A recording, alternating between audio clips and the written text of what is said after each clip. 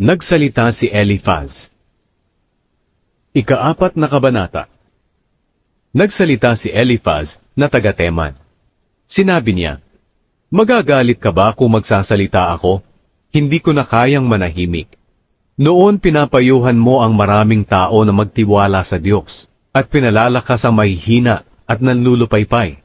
Ang mga salita mo'y nagpalakas sa kanila, at umalalay sa mga nanghihina. Pero ngayong ikaw na ang dumaranas ng kahirapan, tila ikaw ang nanghihina at naguguluhan.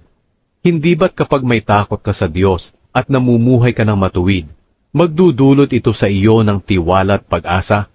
Ngayon isipin mong mabuti, may tao bang matuwid at walang kasalanan na napahamak?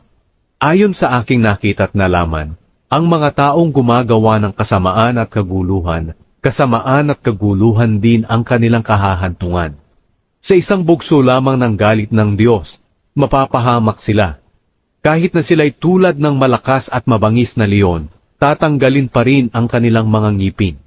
Mamamatay sila dahil sa gutom, at ang mga anak nila ay mga ngalat. May sinabi sa akin ng palihim. Ibinulong ito sa akin, sa pamamagitan ng panaginip. Gabi iyon, habang ang mga tao'y mahimbing na natutulog. Natakot ako, at nanginig ang buo kong katawan. May espiritu na dumaan sa aking harap, at tumayo ang mga balahibo ko, at kinilabutan ako. Huminto ito pero hindi ko gaanong maaninag. At may narinig akong mahinang tinig na nagsasabi, "Mayroon bang taong matuwid o malinis sa paningin ng Diyos na kanyang manlilikha?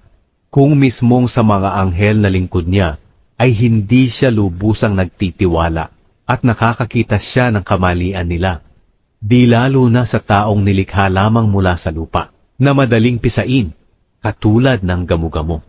Ang tao'y maaaring buhay pa sa umaga, pero kinagabihay patay na, at hindi na makikita magpakailanman. Para silang mga toldang bumagsak, namatay sila ng kulang sa karunungan."